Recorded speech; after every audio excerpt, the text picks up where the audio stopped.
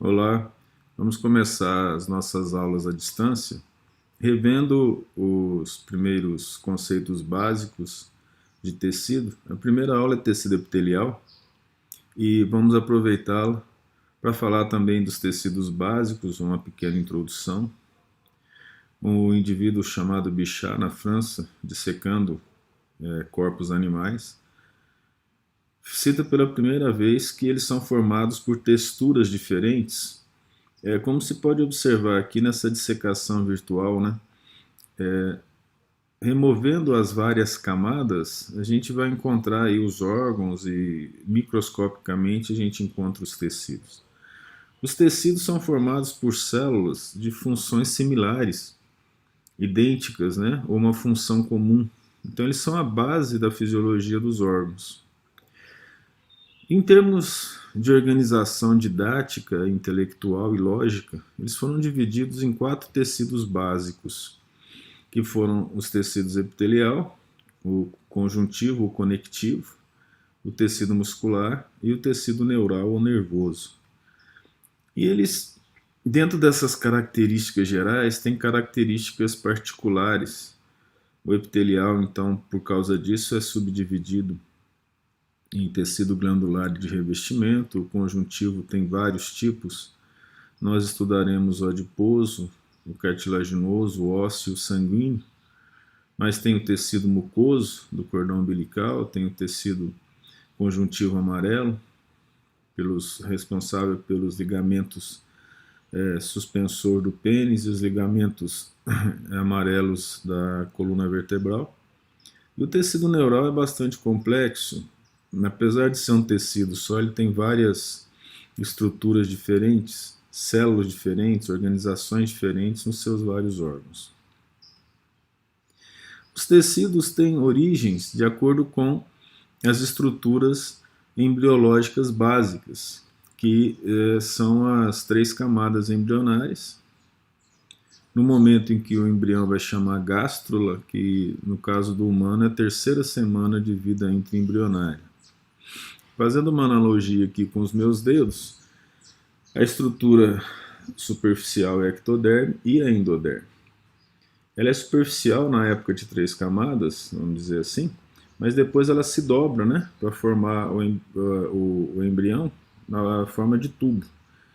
Mas ela vai formar a endoderme, o tubo digestório, a ectoderme, a epiderme e seus anexos e o sistema neural. E a mesoderme vai formar esses órgãos que estão entre a epiderme e o sistema digestório. Observe que essa analogia, se a gente considerar o corpo humano, entre a epiderme e o intestino, nós vamos encontrar a derme, a hipoderme, a musculatura, os ossos, os rins, que são estruturas da mesoderme. Então, se a gente pensar de fora para dentro, considerando o intestino, nós saberemos as estruturas formadas pela mesoderme. Foge um pouco dessa organização o sistema neural, que está dentro de um tubo ósseo, né, que é o crânio e a coluna vertebral. Aqui, como exemplo, a partir da gástrula, a ectoderme, formando os tipos e os órgãos e estruturas, exemplificado aqui, a mesoderme, a endoderme, e aqui as células germinativas. Dentro de todos esses tecidos, existem células-tronco, que formam esses tecidos específicos. Existe uma célula-tronco multipotente, que é o zigoto. Depois, essas células-tronco, elas também se especializam. Então, elas tendem a formar no adulto estruturas similares àquelas na qual elas se desenvolveram.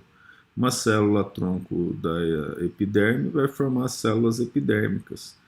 Ela não tem a capacidade de formar uma célula do tecido conjuntivo, por exemplo. O tecido epitelial, propriamente dito, formam as estruturas ou os epitélios superficiais e as glândulas, tanto exócrinas quanto endócrinas. Nas características gerais, as células são chamadas poliédricas.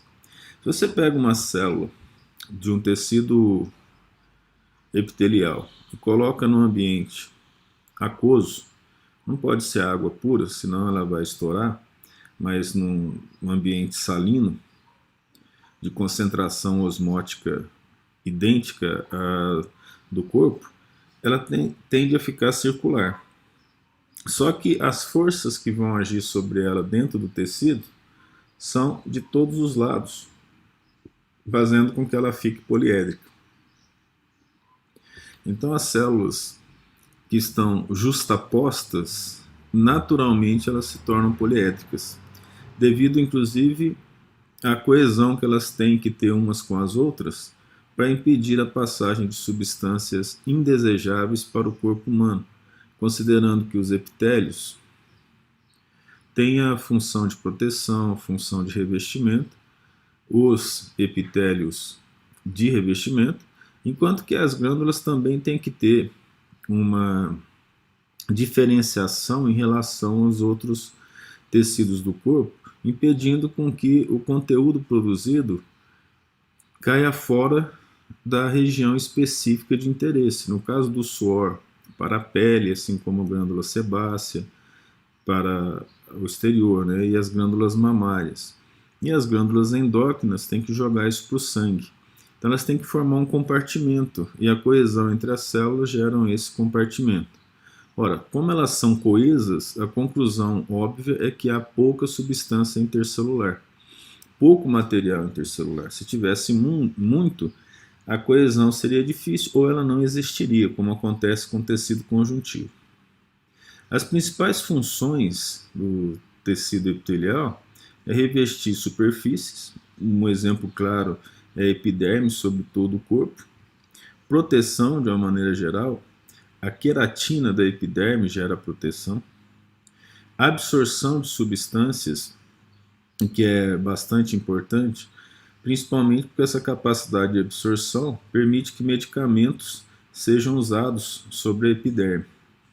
Tem permeabilidade seletiva, essa permeabilidade está associada com a absorção, nesse caso podemos usar como exemplo o intestino, em que é preciso que ele utilize a capacidade de permeabilidade da membrana plasmática para fazer a absorção de substâncias.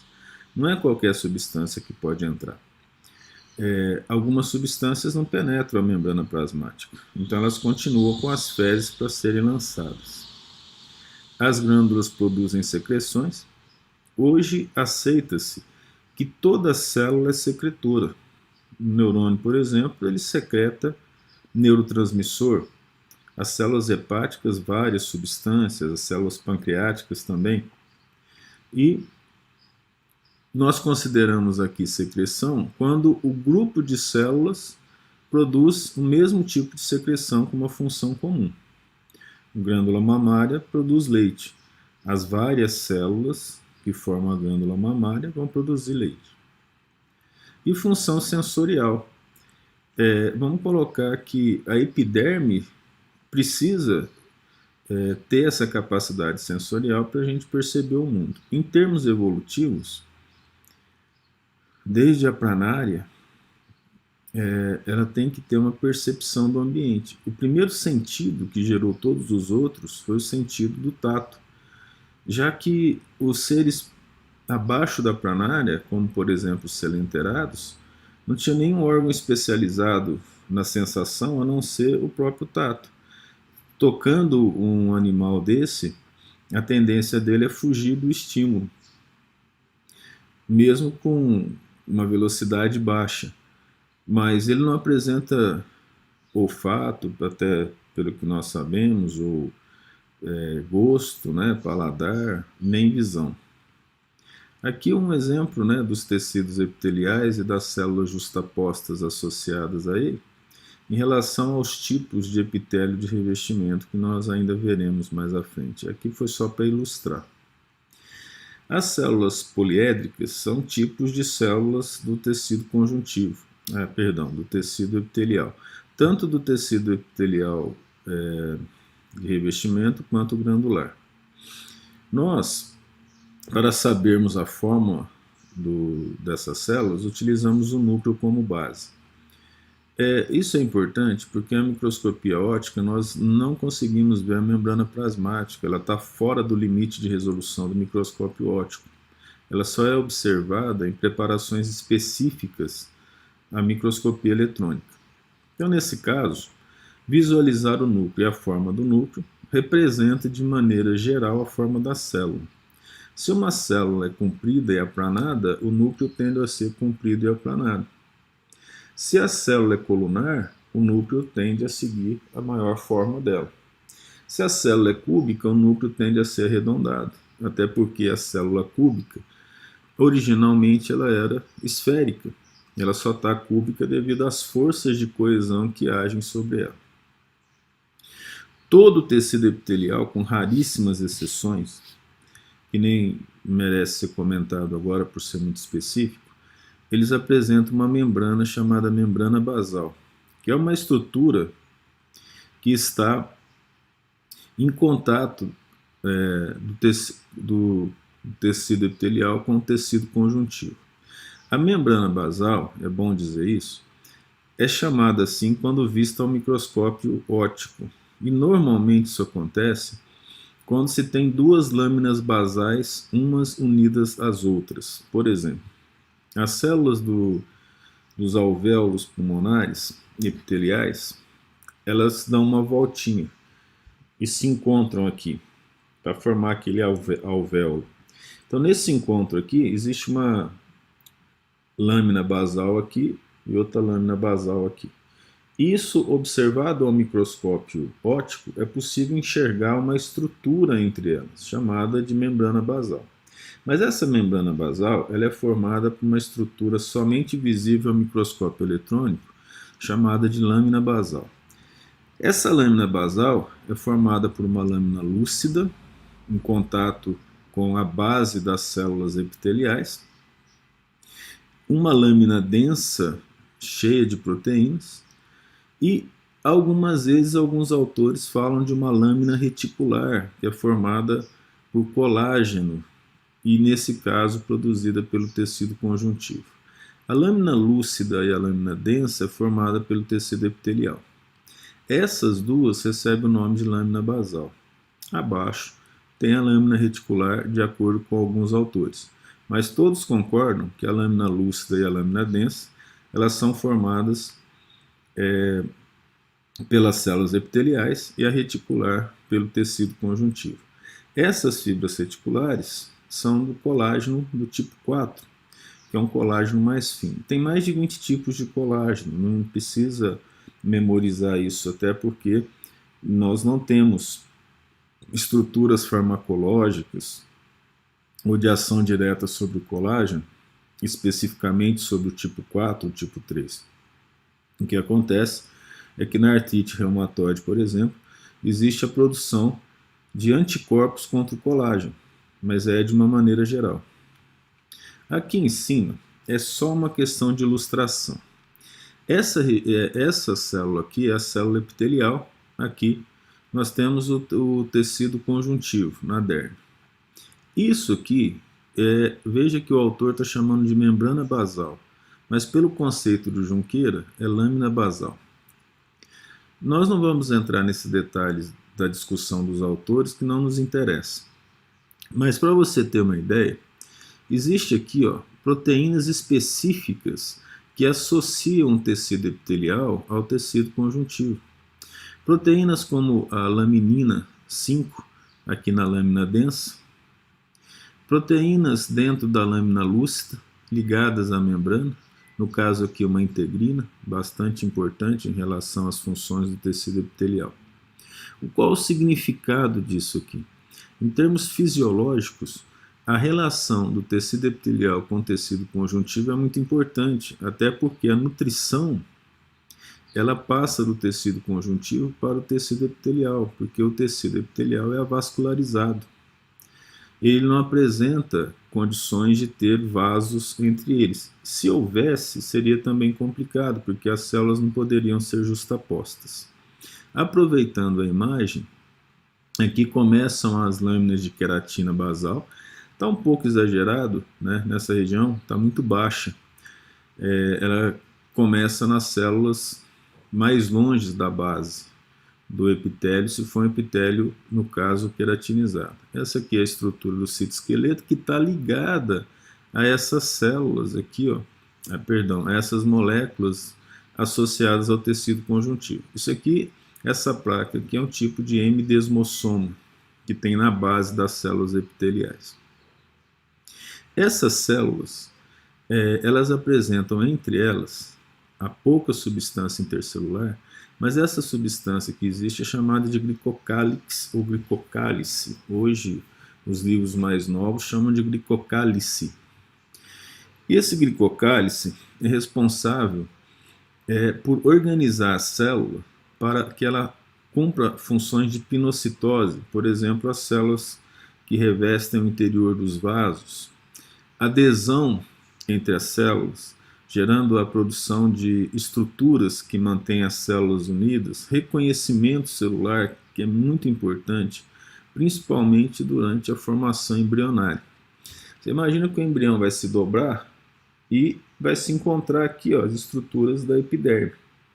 Olha, se não houver um reconhecimento que as células são do mesmo tipo, elas acabariam formando uma camada uma sobre as outras, e o nosso fechamento não seria um fechamento tão homogêneo assim. Então, assim que essas células se reconhecem, elas paralisam a sua fisiologia, formam junções entre elas, as junções gap, que nós vamos falar em breve, em formas de tubo, e as informações moleculares são passadas entre elas e elas começam a ter uma fisiologia comum.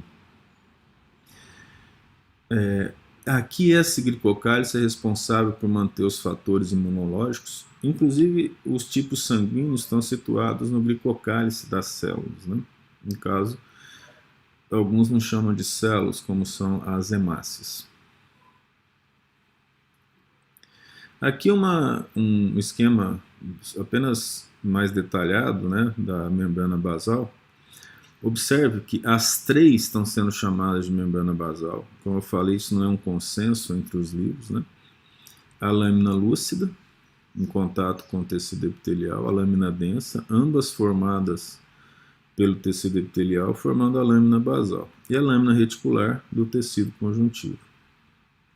Aqui, mais em detalhes, né, a organização da célula epitelial em relação às estruturas que formam a lâmina basal, né? Aqui uma laminina, por exemplo, aqui localizada, né? Aqui a lâmina lúcida, aqui a lâmina densa e aqui a lâmina reticular de colágeno. E mais detalhes aqui, ó, nós temos a integrina, que associa o colágeno ao tecido epitelial, à célula do tecido epitelial, ligada a uma laminina. A integrina e a laminina fazem essa associação. Isso aqui é um colágeno, né, que vai fazer parte aqui nessa estrutura, ele chega à lâmina lúcida, essa estrutura aqui. Essa aqui é a estrutura reticular, aqui a lâmina densa, aqui a lâmina lúcida.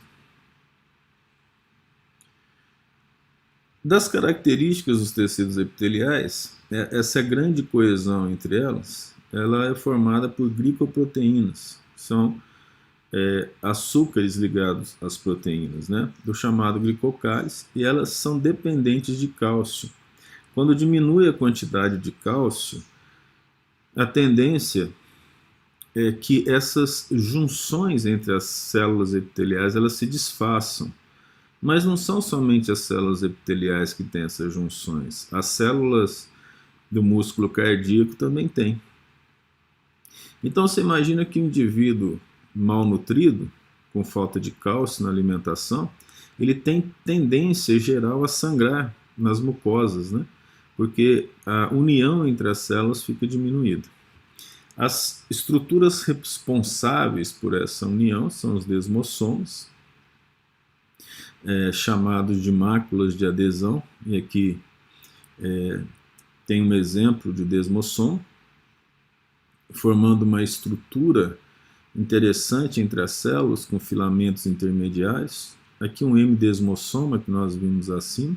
Essas estruturas são chamadas junções GAPs com conexônios ou exônios, porque eles são formados por um hexágono proteico aqui nessa região. Existe, nós vamos ver no próximo slide, uma estrutura de actina formando a trama terminal em algumas células epiteliais.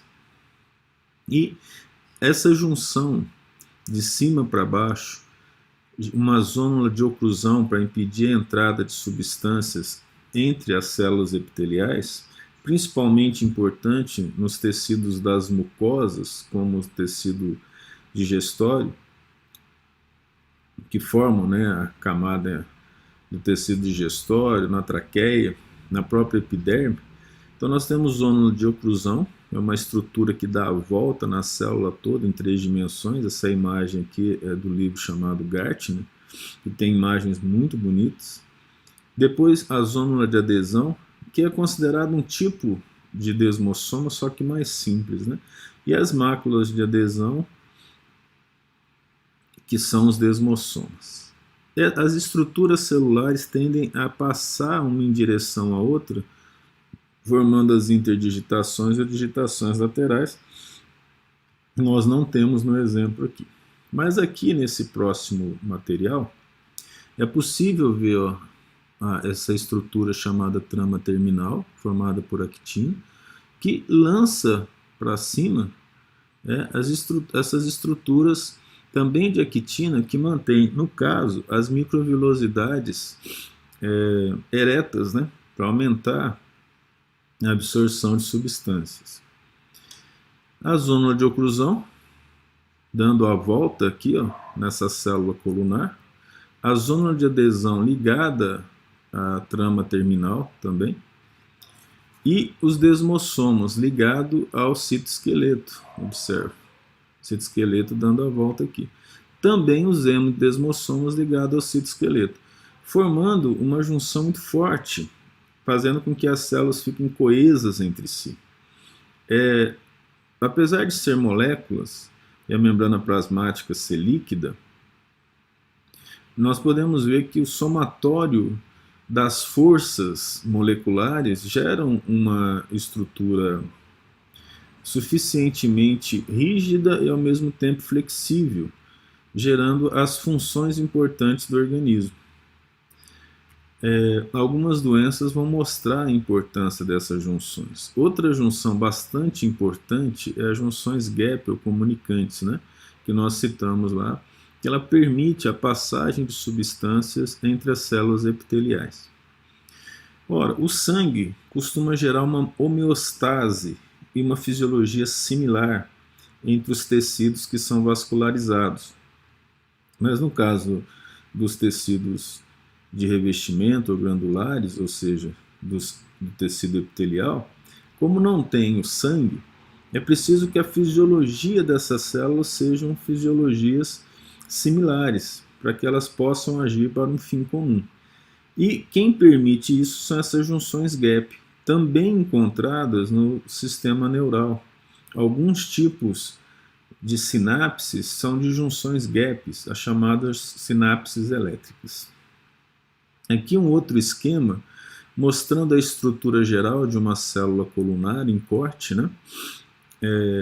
Foi um material que está em inglês, mas ele está bastante bonito. A célula epitelial, graças a essas junções do complexo unitivo, por exemplo, elas são formadas por uma camada superior de membrana plasmática com proteínas diferentes das proteínas basais, porque as proteínas de membrana tendem a se mover pela membrana, mas essas junções impermeabilizadoras, né, ou de oclusão, e essas junções de proteção e de união também, né, que são também chamadas junções de ancoragem, elas impedem a passagem dessas proteínas, formando então um grupo de proteínas em cima e outro grupo embaixo, e também um na lateral, formando então 3 organizações na célula, chamada apical, em contato com o ambiente ou superfície livre, a basal, em contato com a lâmina basal, e as laterais, né? Essas estruturas laterais aqui apresentam também determinados tipos de proteínas características, por exemplo, das junções gap, dos desmossomas, e que formam a estrutura básica de uma célula epitelial. Isso aqui é a representação de uma célula epitelial geral, onde estão sendo mostradas as microvilosidades, né, as junções de oclusão, junções de adesão, ou veja que ele representa aqui, ó, similarmente a ela, né, essas junções aqui, similar aos desmossomas. E aqui tem várias proteínas que estão fazendo a ancoragem de uma célula a outra. Isso é feito principalmente por filamentos intermediários. Na biologia celular é estudado o tipo de filamento, né? E são 3 tipos nas células, são os microfilamentos, os filamentos intermediários e os macrofilamentos. Aqui uma eletromicrografia de uma célula que apresenta microvilosidade do intestino, mostrando a estrutura eletrônica, né, numa zônula de oclusão, numa zônula de adesão e nos desmossomas. Isso que está escuro é chamado de estrutura eletrodensa, porque devido à densidade do elétron. Então, estruturas de ósmio são jogadas nas células, né, para que elas se tornem eletrondensas, e as moléculas ou biomoléculas celulares absorvem essa estrutura, mostrando, né, de um modo geral como que é. A bioquímica mostra a composição das estruturas e depois pessoas criativas geram os modelos que a gente vê nas imagens bonitas dos livros.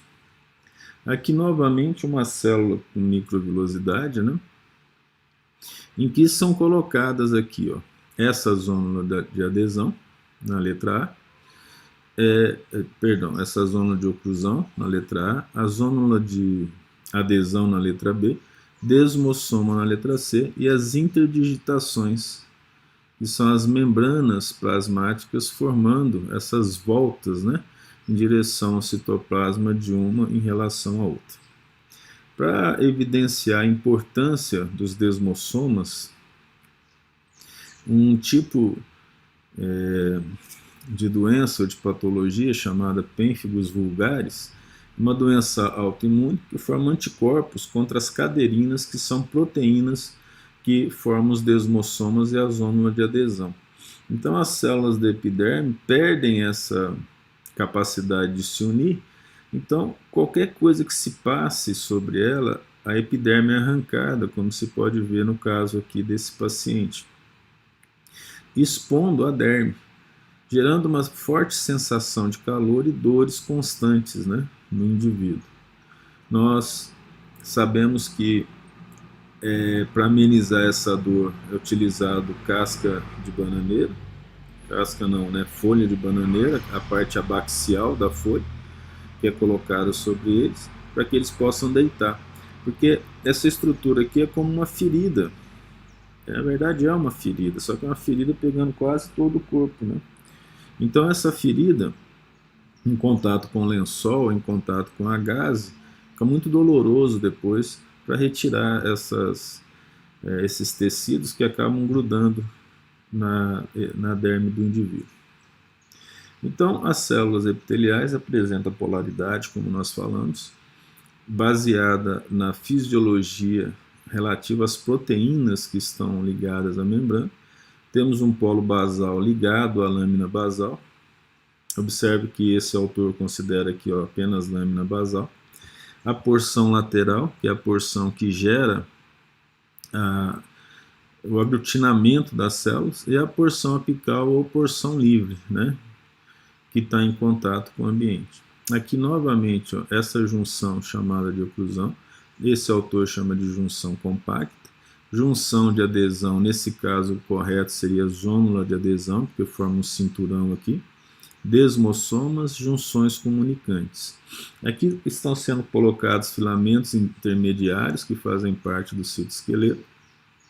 para mostrar essa relação desse citoesqueleto mais denso aqui e M-desmossoma. Na superfície livre das células, nós encontramos microvilosidades, cílios e estereocílios.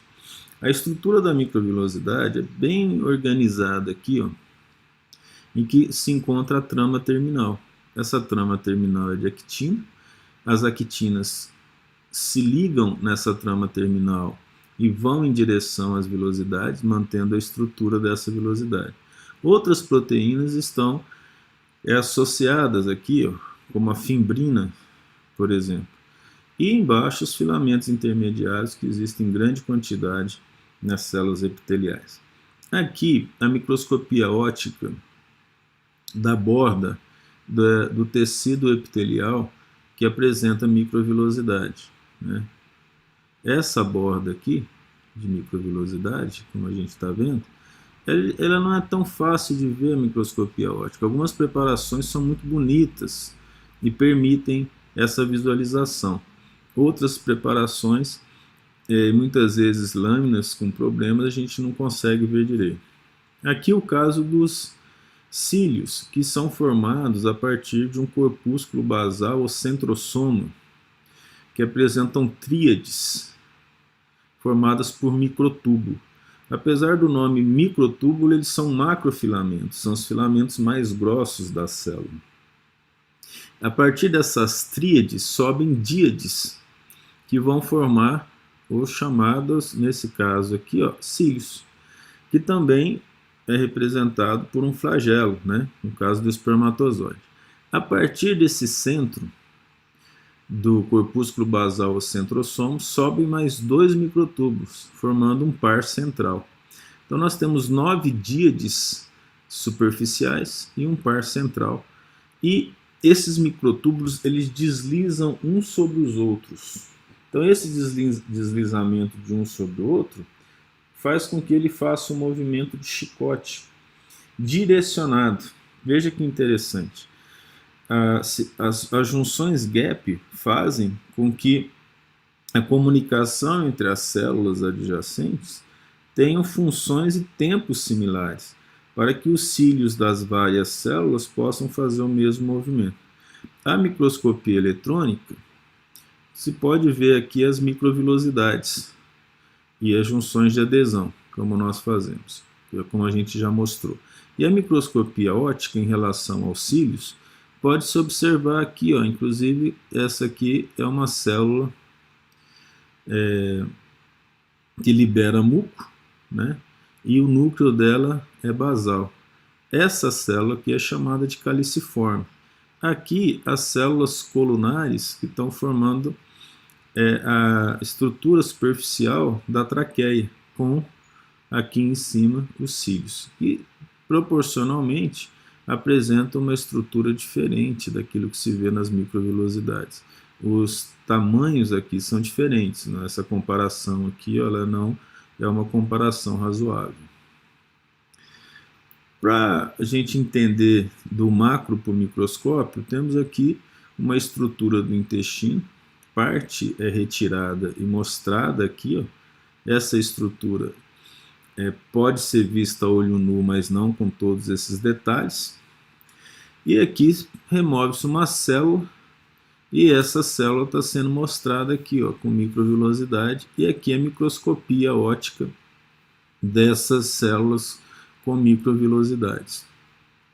Essas estruturas maiores são vilosidades. Aqui, ó, a microvilosidade é muito difícil de ser vista nesse aumento. Aqui a microscopia eletrônica de um cílio, mostrando as díades superficiais e o par duplo, né, central. Veja que a microscopia eletrônica gera uma estrutura geral e a bioquímica mostra as proteínas que estão aqui e um modelo é feito para explicar o funcionamento deles, né? A partir dessa estrutura aqui, centrosoma, onde tem o centríolo, que tem as tríades nessa região, sobe o cílio, que tem as díades. O polo basal e o polo apical apresentam estruturas diferentes, como a gente vai observar. Tem as estruturas apicais, como as microvilosidades, como os cílios, como os estereocílios.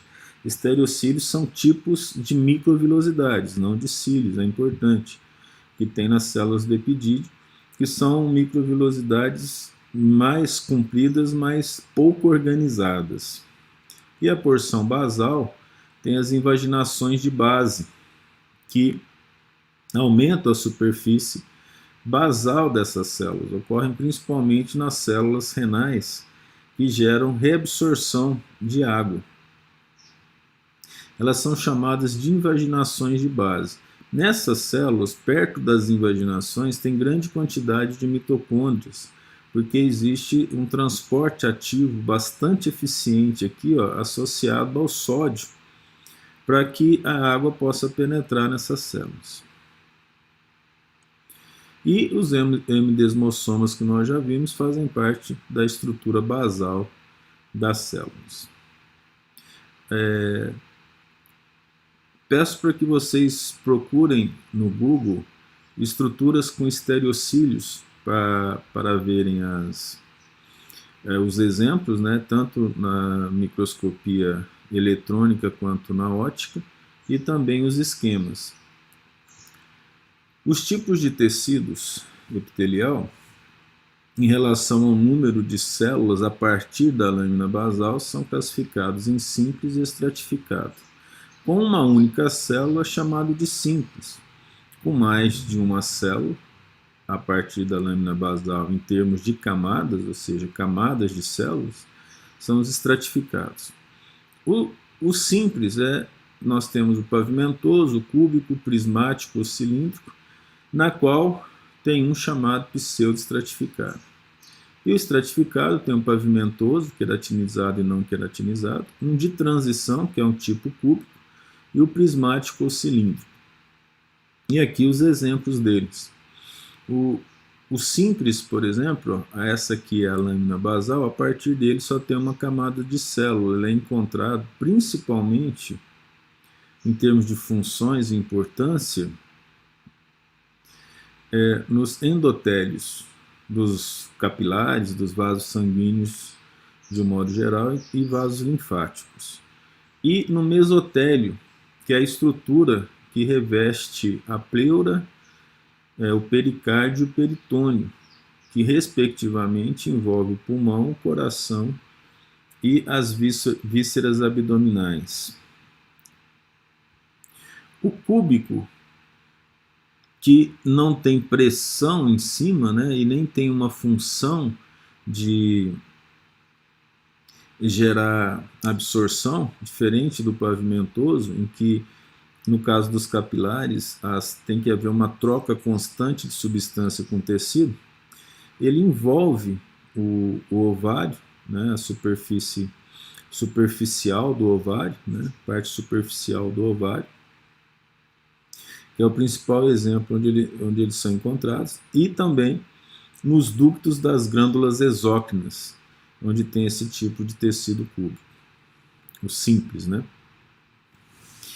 O tecido cilíndrico, ou colunar, ou prismático, ele é encontrado nas células do intestino, no tecido epitelial de revestimento simples colunar, com microvilosidade.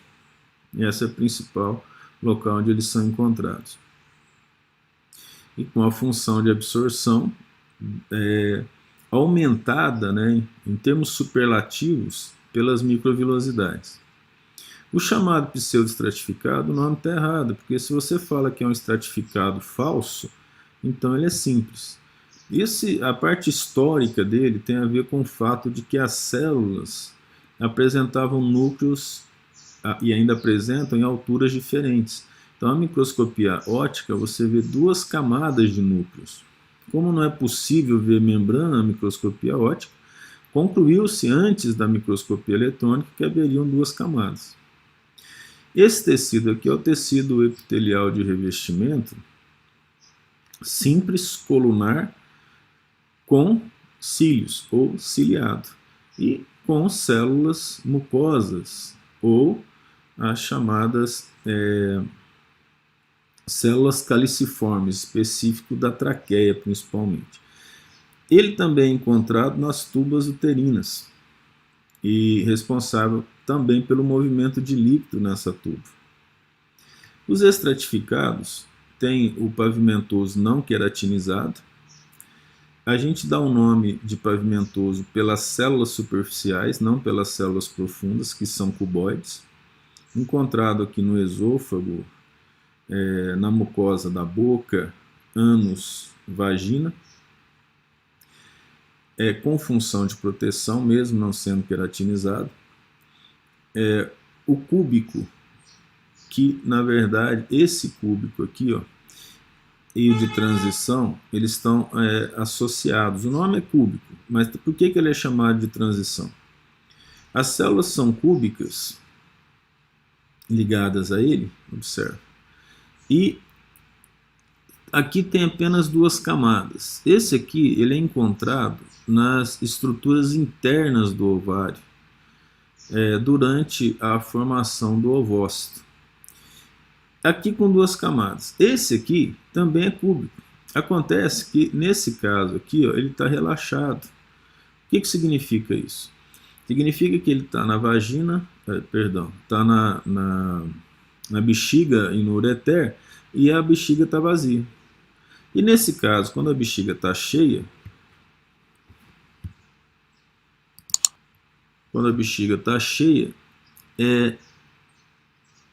a urina pressiona essas células e ele fica, vamos dizer assim, mais aplanado. Por isso chamado de transição entre esses dois aqui, ó.